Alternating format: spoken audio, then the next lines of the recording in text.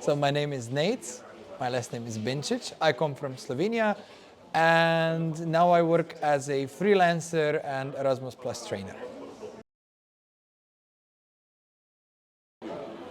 So in general, basically, we build a community center or a digital youth center on the platform Discord. And its purpose is to cover as much topics connected with young people online. Yeah, so we had to do it in a way to accommodate some of the youth workers' needs, then pandemic stuff where we couldn't be face-to-face, and then, of course, to incorporate this in an online setting. So we combined all three of these, did a massive research on the platforms, and found that maybe Discord would be the one to accommodate us the best. And that's how we came to do that part. And then the second part was actually bringing people and introducing them to the platform, and then with them adjusting or deciding on the topics and themes and activities we should do with them on the platform. So far, the best number we had, I think it was around 1,000 registered users. And in the times when the corona was at its highest, I think we had around 100 or 150 active users each day.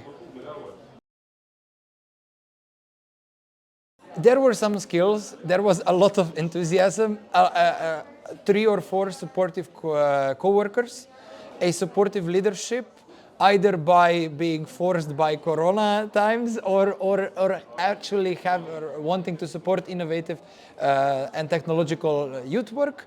Yeah, and then a lot of research, Googling, later on AI searching.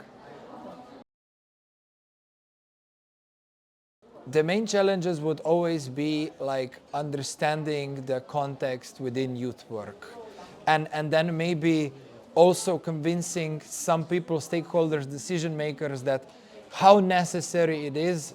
You know, we have a problem of sometimes convincing people how important youth work is. Now imagine something, how important youth work online is, which is basically the importance is about the same. So getting people to recognize that value. And then the opportunities, once you start getting these opportunities, I'm thinking now there are massive communities already established online. And if we could add just a little bit of youth work, you know, and like actually utilizing ideas that people have in those communities, and maybe get them funding or mentorship or something like that, so they can implement their ideas, that the potential is like, you know, skyrocketing.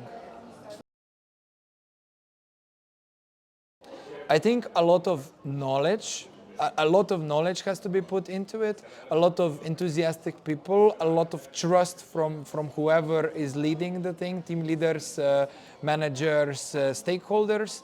I think one of the things is we have to let go of the fear of technology and look at it as a tool or like an opportunity just to improve your everyday work.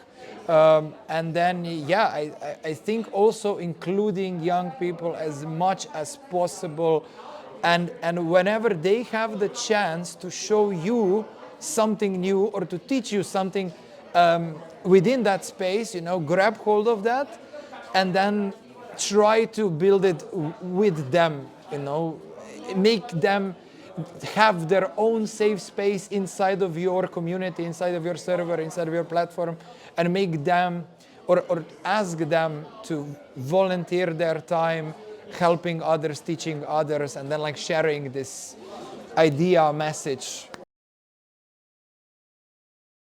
I think not only that it could be, but I think it should be. I think the possibilities, you know, and with that, the possibilities of including people with traveling distance problems, with less opportunities, you know, it becomes a much better and more inclusive things. So I think it should be included much more in the international projects.